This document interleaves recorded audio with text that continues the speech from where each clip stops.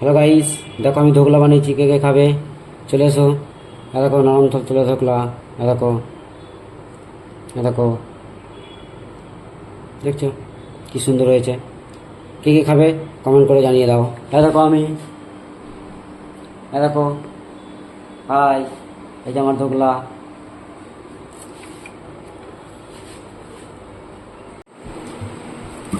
প্রথমে আমি 200 গ্রাম সুজি নিয়ে নিচ্ছি, আর 100 গ্রাম দই এর মধ্যে অ্যাড করে দিচ্ছি, আর একটা ইনো দিয়ে দিচ্ছি এর মধ্যে, আর দিয়ে দিচ্ছি স্বাদ অনুসারে লবণ। এবার এটাকে জল দিয়ে ভালো করে ঘেটে নেব, একটা মোটা থিকনেসের ব্যাটার বানিয়ে নেব। এর দিয়ে 10 মিনিট এটাকে রেখে দেবো।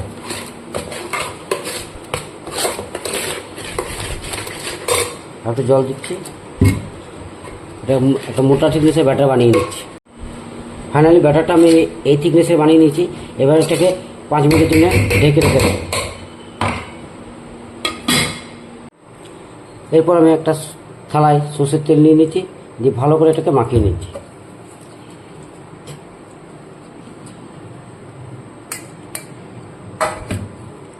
ভালো করে মাখিয়ে নিচ্ছি। এবার ব্যাটারটা এর মধ্যে অ্যাড করে দেবো। ব্যাটারটা এর মধ্যে অ্যাড করে দিচ্ছি।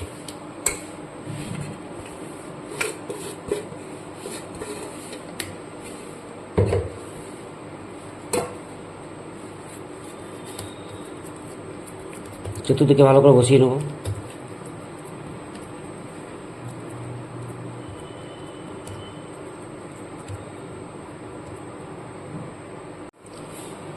এভাবে থালার মধ্যে বসিয়ে নিয়েছি, একটা স্টিল থালার মধ্যে।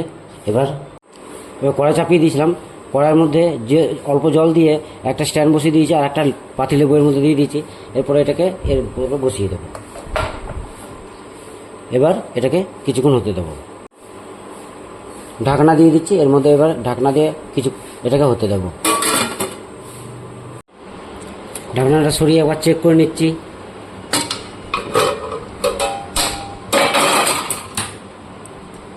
টুথপিক দিয়ে এভাবে টিপে দেখে নিচ্ছি, যদি নিচে না লেগে থাকে তাহলে অবশ্যই হয়ে গেছে। ফাইনালি এবার একটা নামিয়ে নেবো। এরপরে একটা ফোড়ন দিয়ে দেবো। ফোড়ন হিসেবে ব্যবহার করছি, দেখো প্যানের মধ্যে সর্ষের তেল দিয়ে দিয়েছি এবং প্যানটা অনেকটা আগেই চাপিয়ে দিয়েছিলাম। এরপরে এই সামান্য জিনিসগুলো দিয়ে ফোড়ন দিয়ে দেবো। প্রথমে একটু হিং দিয়ে দেবো কালো সর্ষের কারি পাতা আর 2 শুকনো লঙ্কা।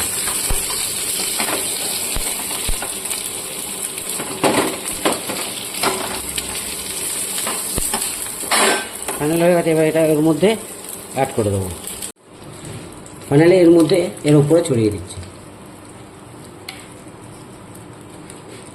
এরপর এটাকে পিস পিস কেটে নেব। ফাইনালি এটাকে এবার পিস পিস করে কেটে নিচ্ছি।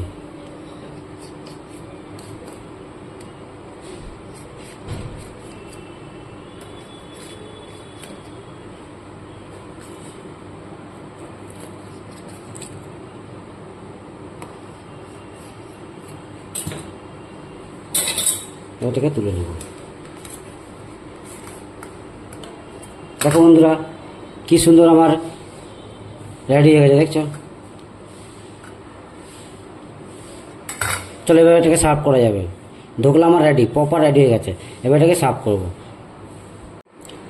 এইভাবে নরম থুকথুকে ধোকলা তোমরা বাড়িতে বানাতে পারবে যদি আমার এই পদ্ধতিটা অবলম্বন করো। দেখো আমি খুব কম সময়ে খুব সহজ পদ্ধতিতে দেখো একটা ধোকলা বানিয়েছি, কত থলথলে নরম। দেখো এর যাদের দাঁত নেই তারাও খেতে পারবে। তো চলো বন্ধু, কীভাবে তৈরি করছি তোমাদের সঙ্গে প্রসেসটা শেয়ার করে নিচ্ছি।